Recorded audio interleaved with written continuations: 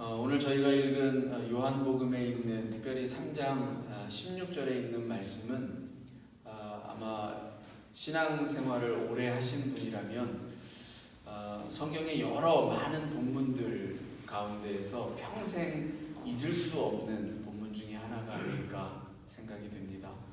어쩌면 다른 본문들은 이제는 기억이 좀 흐릿해져서 암송하기가 쉽지 않다 할지라도 이 요한복음 3장 16절만큼은 이 머릿속에서 평생 지워지지 않고 지금도 운을 딱 띄우면 바로 암송을 하실 수 있으리라고 생각이 듭니다.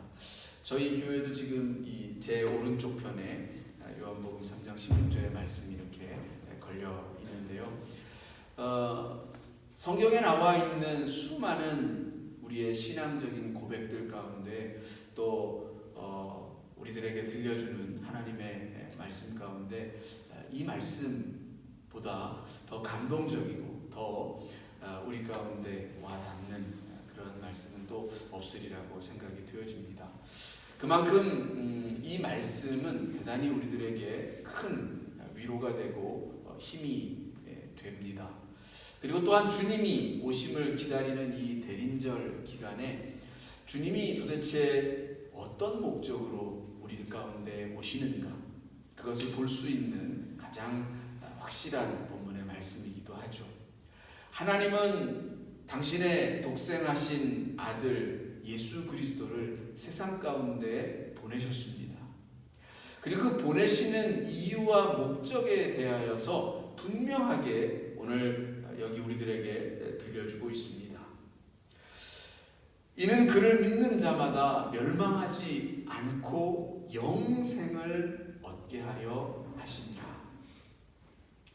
우리들에게 영원한 생명을 주시려고 아들을 보내신다는 얘기입니다. 그러니까 우리가 예수 그리스도를 통해서 기대하고 소망하는 바가 무엇이어야 하느냐 하는 것도 굉장히 명확해지죠. 우리는 아들 예수 그리스도를 통해서 바라는 것이 있다면 우리들의 이 생명이 풍성케 되어지는 것입니다. 이 생명이 회복되어지고 다시 살아나는 것입니다.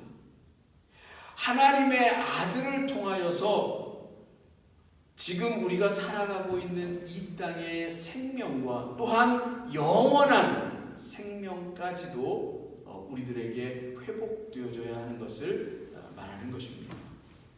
분명 우리는 그리스도를 믿는 이 믿음 안에서 우리의 생명이 회복되어져 감을 다시 살아나는 것을 느끼고 체험할 수 있을 것입니다. 이 비행기를 타면 승무원들이 이렇게 비행기가 출발하기 전에 이렇게 안내를 하죠. 여러 가지. 근데 이제 응급 상황에 처했을 때의 이제 상황이나 이런 것들에 대해서 우리가 하는 행동 요령에 대해서 설명을 합니다.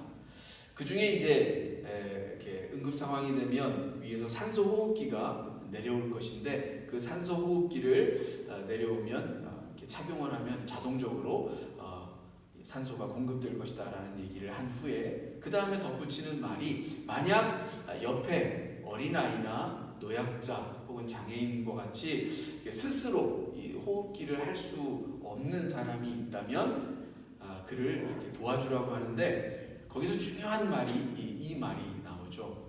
먼저 착용을 하고 먼저 착용한 후에 옆에 있는 사람을 도와주라 이렇게 이야기를 합니다. 어떤 면에서 보면 굉장히 좀 중요한 말인 것 같다라는 생각이 들기도 해요. 우리는 누군가를 돕고 또 누군가에게 그 생명을 구원하는 어떤 일을 하려고 할 때에 자기 자신을 내던져서 희생하여서 하는 어떤 그런 행위를 굉장히 거룩한 희생으로 생각을 합니다. 맞습니다. 그건 거룩한 희생이에요. 감히 어느 누구도 거기에 대해 왈가왈부할 수 없는 참된 거룩한 희생입니다. 그런데 그런 희생이 없이 더불어서 모두가 다 살 수 있는 길로 가는 것이 더 더 바람직하리라고 생각이 되어집니다. 그러려면 먼저는 내가 제대로 살아있어야 한다는 얘기죠. 우리가 그리스도 안에서 참된 믿음으로 바르게 서 있어야 또한 다른 이도 구원할 수 있다는 얘기입니다. 흔히들 많은 사람들이 시험에 드는 이유는 예수를 믿는다라고 하는 사람들이 왜 믿지 않는 사람들보다 더 엉망인 삶을 살아가면서 도대체 왜 예수를 믿으라고 하느냐라고 하는 이야기일 것입니다. 오늘 우리가 그리스도 안에서 생명이 살아있는 그 모습을 하고 제대로 살아있을 때에 우리가 전하는 그 복음도 힘이 있고 사람을 살리는 능력이 있는 것입니다. 그런데 우리가 그러한 제대로 된 삶이 없이 증거하는 것은 너무나도 공허한 메시지이고 아무런 울림이 없는 그런 메시지에 불과할 것이다 라는 것입니다. 그래서 이 생명이라고 하는 것은 다른 무엇보다도 우리가 생각해야 봐야 할 것은 생명하면 떠올라지는 것이 있죠. 생명이라고 하는 것은 살아있다라고 하는 그것이 가져다주는 그 이미지는 운동력이 있다라는 거예요. 움직인다라는 겁니다. 끊임없이 변화한다라는 얘기예요. 내가 살아있다라고 하는 얘기는 내가 움직일 수 있고 또 움직이고 그것을 통해서 어떤 결과들을 만들어내고 있다라는 그 얘기입니다. 그러니까 반대로 이야기하면 생명이 없다라는 얘기는 운동이 없다라는 겁니다. 잠자는 자와 같이 죽은 자와 같이 된 상태로는 아무런 움직임이란 있을 수가 없습니다. 움직임이 있어야 열매도 만들어내고 그 생명이 살아있음을 통해서 활동하게 되어진다는 거죠. 그런 면에서 생명이라고 이야기할 때에 성경에서는 하나님의 말씀이 운동력이 있다 이렇게 말하죠. 하나님의 말씀이야말로 살았고 운동력이 있다. 그래서 좌우에 날선 어떤 것보다도 예리하다. 그리하여 우리의 심령을 찌르고 쪼개고 우리의 골수까지도 찌른다는 말씀을 해주고 있습니다. 왜? 그 말씀이 살아있어서 우리를 변화시키는 힘이 있기 때문입니다. 그러니까 오늘 우리가 그리스도 안에서 영적으로 살아있다라고 하는 이야기는 다른 말로 하면 하나님의 말씀이 작용하고 있다 이 얘기입니다. 여러분, 그리스도 안에서 믿음을 통하여서 영원한 생명에 이르는 것이 하나님의 목적이라고 했어요. 하나님은 우리에게 생명을 주시려고 그 아들을 보내셨다라고 했는데 그러면 그 생명이 우리 가운데 있으려고 하면 결국 하나님의 말씀이 우리 속에서 끊임없이 작용하고 역사하여야 한다는 얘기죠. 그 말씀이 내 속에 살아있는 한 나도 살아있는 겁니다. 내 영이 살아있는 거예요. 내 영이 죽은 자와 같이 잠자는 자와 같이 그렇게 되어 있는 것이 아니라 살아있게 된다는 겁니다. 하나님의 말씀을 여러분 그래서 우리는 더욱 사랑하고 깊이 묵상하고 하나님이 나에게 그 말씀을 통하여서 무엇을 전하시려고 하는가, 나를 어떤 방향으로 이끌어가기를 원하시는가, 어떤 방향으로 나를 인도하여 가기를 목적하시는가를 우리는 깨달을 수 있습니다. 하나님의 말씀을 붙잡으시기 바랍니다. 하나님의 말씀을 다시 한번 여러분들의 표대를 향하여 나아가는 그 삶의 중심에 두시기를 바랍니다. 그리고 그 말씀이 여러분들을 분명코 이끌어 가시고 생명 가운데로 인도하실 줄로 믿습니다. 또한 이 생명에 대해서 이야기하면 사실 우리는 인생을 살아가면서 여러 가지 많은 시련을 만나고 고난을 만나죠. 그 연세대학교 커뮤니케이션 학과의 그 김주환 교수가 그 회복 탄력성이라고 하는 책을 한 10년 전쯤에 그 출간을 했어요. 근데 그 책을 통해서 그리고 또 지금까지도 많은 강연들을 하는 와중에 이게 저주의 말 같아서 사실 하기는 쉽지 않지만 이 말은 너무나도 진리이기 때문에 사실은 모든 사람이 듣고 또 거기에 수긍할 수밖에 없는 말이 있는데 그게 무슨 말이냐 하면 당신은 앞으로 시련을 만날 것입니다 라고 하는 얘기를 해요. 그렇대요. 우리 인생은 그 어느 누구도 인생의 여러 굴곡들을 지나가게 되어지고 시련이 없는 인생이란 있을 수가 없다라는 거예요. 모든 인생은 시련을 겪기 마련이고, 근데 중요한 것은 무엇이냐면 그러한 시련들을 만났을 때에 거기에서 회복되어지는 것. 어떤 이는 거기서 무너지고 포기해버리고 절망하는데 어떤 이는 시련을 만나면 오히려 더 다음번에 더 회복이 빨라지고 더 성숙해지고 하는 일들이 생기더라는 거예요. 그래서 오히려 그 시련 때문에 더 크게 성공하는 이들이 있다라는 겁니다. 어디에서 이런 차이가 생길까? 왜 이런 차이가 생겨서 어떤 이는 시련을 만나서 그만 쓰러지고 마는데 어떤 이는 다시 일어나서 다른 박질하여 가는 그런 차이가 어디에서 생길까? 그래서 이제 회복 탄력성이라고 하는 것을 수치적으로 뇌과학적으로 분석을 해서 실은 논문입니다. 말하자면. 근데 거기에서 가장 중요하게 이야기하는 것이 이것이에요. 회복 탄력성이 높은 사람이 어떤 사람인가 봤더니 자기 자신을 사랑하고 타인을 존중하는 사람일수록 그 회복 탄력성이 높더라 하는 얘기입니다. 여러분, 이거는요, 뭐 요즘 현대에 와서 이 교수가 새롭게 밝힌 그런 내용 아니거든요. 성경은 이미 우리들에게 이 사실을 그 옛날부터 증거해주고 있습니다. 예수님은 내 이웃을 내 몸과 같이 사랑하라고 했습니다. 우리는 내 몸 사랑하는 것 당연하게 여기죠. 우리 누구나 다 자기를 사랑합니다. 그런데 그 사랑하는 것만큼 우리의 이웃도 타인도 존중하고 사랑하라는 거예요. 그래야 거기에 생명이 역사한다라는 겁니다. 한 사람이 자기만을 생각해서 살아가면 그 생명이 잘 산다라고 느낄까라고 하는 질문을 던져보면 결국 그렇지 않더라는 거예요.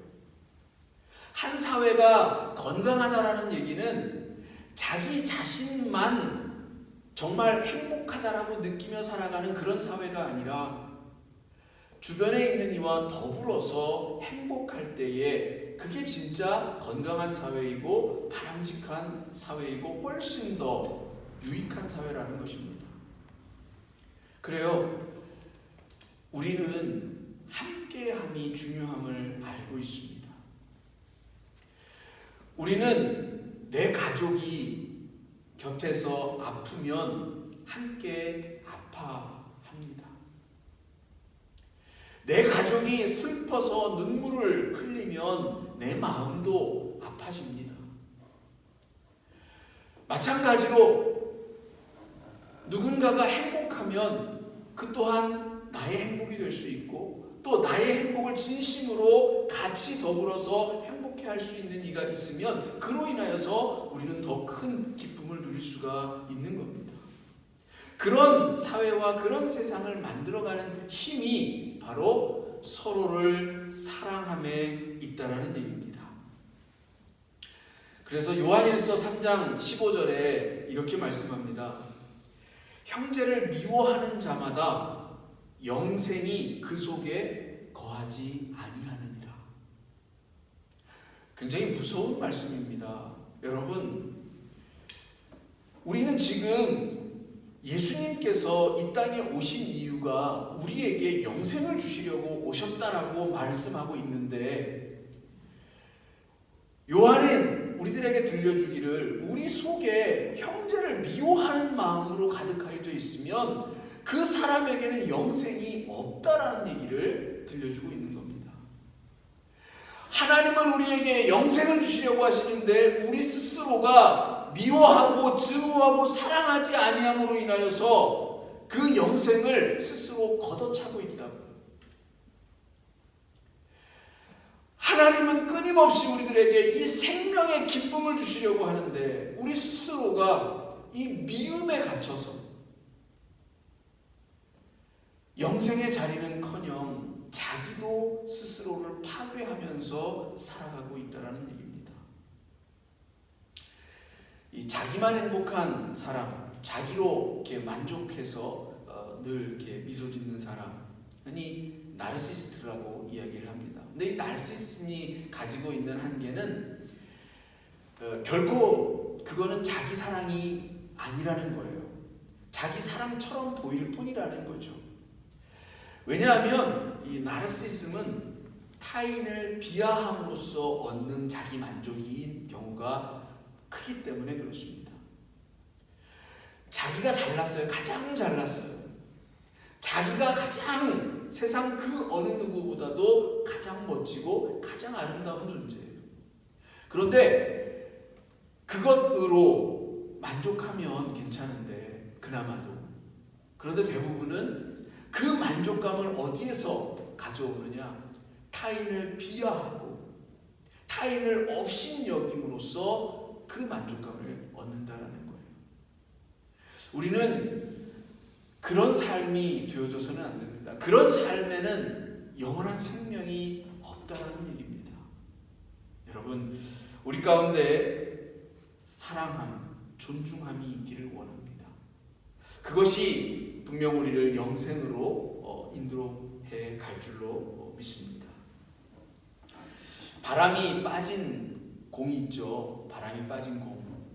이 인생의 시련이라고 하는 바닥과 같은 것을 만나면 바람 빠진 공은 튀어오르지를 못합니다.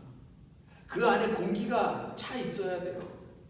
우리에게 있어서 그 영적 공기라는 것이 무엇이냐라고 묻는다면 그것은 단언코 사랑입니다. 우리를 다시 회복시키고 우리를 다시 일어서게 하는 그 영적 공기, 영적 힘은 사랑입니다. 그 사랑이 우리 가운데 있을 때에 우리는 다시 일어날 수 있고 다시 희망찬 노래를 부를 수가 있는 겁니다. 그게 회복 탄력성 아니면 무엇이겠습니까? 여러분, 사랑이 많은 화목한 그런 가정이 되어지면 우리는 영원한 생명, 그 생명의 기쁨이 충만하게 찾아오는 것을 분명 경험할 것입니다. 미워하고 서로를 헐뜯는 그런 가정에 과연 그 생명이 살아있다라고 하는 그 체험을 할 수 있을까요? 매일 미워하는 마음으로 싸우는 그 속에 과연 생명의 그 충만한 기쁨이라고 하는 것이 있을 수 있겠느냐라는 겁니다.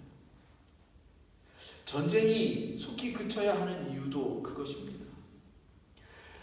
누군가를 미워함으로는 결코 그 어떤 생명을 살리는 일을 할 수가 없습니다. 오히려 그것은 사망으로 인도하는 지름길이 될 뿐인 거죠. 전쟁을 해서 누군가를 살렸다라는 얘기를 들어본 적이 없습니다. 오늘 우리들에게 있어서 평강의 왕으로 오시는 이 예수 그리스도를 믿는 믿음 안에서 이 땅의 전쟁이, 이 땅의 미움이 속히 그쳐지기를 간절히 기도하고 염원해 봅니다. 또한 이 생명을 얻게 하는 삶에 대해서 좀 말씀을 드려야 하는데요. 말씀을 한번 좀 찾아보겠습니다. 잠언서로 한번 가볼게요. 잠언서 11장 19절. 잠언 11장 19절 찾으셨으면 함께 읽어보도록 하겠습니다. 잠언서 11장 19절 함께 읽어볼까요? 시작. 공의를 굳게 지키는 자는 생명에 이르고 악을 따르는 자는 사망에 이르느니라. 아멘. 여기 지금 우리에게 생명에 이르게 하는 그 길이 있는데 그 길이 어떤 길이냐라고 이 잠언의 기자가 들려주기를 공의를 굳게 지키는 자에게 생명이 이르는 축복이 있다라는 겁니다. 여러분 하나님의 의를 쫓아 행하는 이에게 이걸 다른 말로 이야기하면 하나님이 주시는 말씀을 쫓아 살아가는 이에게는 참 기쁨, 생명이 주는 기쁨이 있다라는 얘기입니다. 범죄한 자는 불안해서 살 수가 없습니다. 두려움이 커서 이 세상 밖으로 빛 가운데로 다닐 수가 없어요. 그래서 오늘 우리가 읽은 이 본문에서도 뭐라고 이야기하고 있냐면 빛이 세상에 오면 이 그리스도를 믿지 아니하는 사람들은 빛 가운데 행할 수가 없다라는 얘기예요. 그래서 뭐라고 이야기합니까? 저들은 이미 정죄를 받았대요. 왜? 정죄를 받은 이유는 뭐냐면 이미 심판을 받은 이유는 뭐냐면 마음껏 자유롭게 하나님이 주신 이 생명을 누리면서 이 땅을 활보할 수가 없기 때문이에요. 범죄한 자는 그렇습니다. 하나님의 말씀을 쫓아 살아가지 아니하는 자들에게는 어둠이 그들을 사로잡아서 이 빛 가운데 드러나는 것을 두려워하고 계속해서 어둠 속으로만 숨으려 한다는 거예요. 여러분 그리스도가 오셨습니다. 빛으로 오셨습니다. 우리가 빛의 자녀라면 그 그리스도와 더불어서 이 영원한 생명 가운데로 들어가서 그 생명을 누려야 합니다. 그러려면 하나님의 공의를 살아내는 삶이 있어야 한다는 것입니다. 30절에도 여러분이 피시고 있는 그 잠언서 11장 30절에도 말하기를 의인의 열매는 생명나무라 이렇게 말합니다. 의인은 하나님의 말씀을 쫓아 살아가는 하나님의 공의를 살아가는 그 사람에게는 생명나무가 있다. 생명나무가 뭡니까? 영원히 죽지 아니하는 저 에덴 동산에 하나님이 주셨던 그 나무 아닙니까? 우리에게 영원한 생명이 하나님의 의를 따르는 의인에게 주어진 선물이라는 것입니다. 그래서 마가복음 9장 43절에서 45절에 보면 예수님이 이렇게 이야기하죠. 누군가 만일 너희들의 손이 너희들을 범죄하는 대로 이끌어가서 범죄하게 만들거든 차라리 그 손을 잘라버려라. 발이 또한 너희들의 걸음을 그 범죄하는 길로 그렇게 인도하여 가면 차라리 그 발을 잘라버려라. 너희들이 손과 발이 없이 하나님의 나라에 가는 것이 훨씬 더 좋은 일이다. 그래요. 우리 영혼이 우리의 이 육신이 죄와 악과 더불어서 멸망하여져 버리면 안 되잖아요.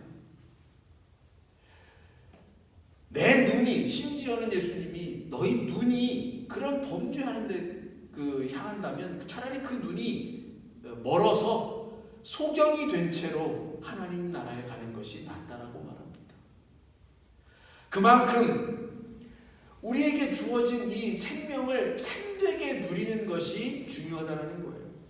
생명이 있는데 그 생명을 온전히 누리지를 못하고 자꾸 어딘가로 숨어야 하는 그런 인생이 되어진다면 그만큼 불쌍한 인생이 어디 있습니까? 우리가 수요사경회에서 갈라디아서를 공부했는데 그 갈라디아서 공부하면서 끊임없이 우리들이 계속해서 반복적으로 이야기한 것이 그거예요. 하나님은 우리들에게 은혜를 통해서 이 생명이 주는 기쁨, 그것을 자유라고 말할 수 있는데 그 자유함을 누리기를 원하시는데 우리는 자꾸 율법의 종노릇하면서 그 죄악 가운데에서 신음하면서 살아가더라는 겁니다. 여러분, 우리 안에 하나님의 성령이 계시면, 그리고 그 성령이 우리를 인도하여 가시면 우리는 하나님 안에서 그 생명이 주는 기쁨을 누릴 수가 있습니다. 그래서요, 갈라디아서 6장 8절에서 어떻게 이야기하고 있냐면, 성령을 위하여 심는 자는 이 성령으로부터 영생을 거두리라, 이렇게 말씀합니다. 성령을 심는다라는 얘기는 뭐예요? 우리 속에 하나님이 거하시도록 하신다는 거예요. 우리 속에 하나님이 오셔서 내주하시고 그 하나님이 거하시면서 나와 함께 더불어서 먹고 마실 수 있도록 나를 비워드린다는 얘기예요. 그러면 그 성령이 열매를 거두는데 영생을 거두게 하신다는 겁니다. 바로 그와 같은 삶을 통해서 생명의 기쁨 가운데로 나아오라는 겁니다. 우리가 그러한 삶을 살아가지 못하면 하나님이 주시고자 하는 이 영생을 그 선물처럼 우리들에게 들고 오셨건만 그것을 우리는 받아보지도 못하게 되어진다는 것입니다. 마지막으로 한 가지를 더 말씀드리겠습니다. 영생은 무엇이냐라고 이야기할 때에 우리 요한복음 17장 3절 말씀 함께 보시겠습니다. 요한복음 17장 3절 뒤로 넘어가서 17장 3절 찾으셨으면 같이 함께 읽어보겠습니다. 시작. 영생은 곧 유일하신 참 하나님과 그가 보내신 자 예수 그리스도를 아는 것이니이다. 뭐라고요? 영생은 하나님을 알고 또 그가 보내신 예수 그리스도를 아는 것, 이것이 영생이라고 말합니다. 여기서 아는 것을 말할 때 이 아는 것은 우리가 지식적으로 아는 것을 말하는 게 아니에요. 그냥 지식적으로 안다. 하나님이 계셔. 예수 그리스도가 우리에게 오셨대. 하나님이 그를 보내셔서 우리에게 영생을 주신대. 이렇게 그냥 지식적으로 아는 그 알을 말하는 게 아닙니다. 그래서 요한복음 5장 20절, 24절 한 번 더 앞으로 넘어가서 5장 24절 여기서 아는 것은 무엇인가 라고 하는 것을 좀 더 구체적으로 볼 수 있는데요. 요한복음 5장 24절 시작. 내가 진실로 진실로 너희에게 이르노니 내 말을 듣고 또 나 보내신 이를 믿는 자는 영생을 얻었고 심판에 이르지 아니하나니 사망에서 생명으로 옮겼느니라. 하나님을 알고 예수 그리스도를 아는 것이 여기서는 뭐라고 표현되어져 있냐면 믿는 자라고 표현되어 있습니다. 즉 아는 것은 믿는 것입니다. 하나님을 믿고 하나님께서 그 아들 예수 그리스도를 보내셨음을 우리가 마음으로 온전히 믿는 것, 이것을 말하는 것입니다. 그에게 영생이 있다라는 것, 그에게 생명의 기쁨이 있다라는 겁니다. 여러분, 그래서 여러분 믿음이 소중하다라는 겁니다. 이 믿음을 통하여서 우리는 하나님께로 갈 수 있고 그 하나님이 주시는 것을 받아 누릴 수가 있다는 거예요. 시간이 다 되어서 여기서 마무리를 하겠습니다. 여러분, 굳건한 믿음, 이 믿음이 우리 가운데 주어지기를 기도하시기 바랍니다.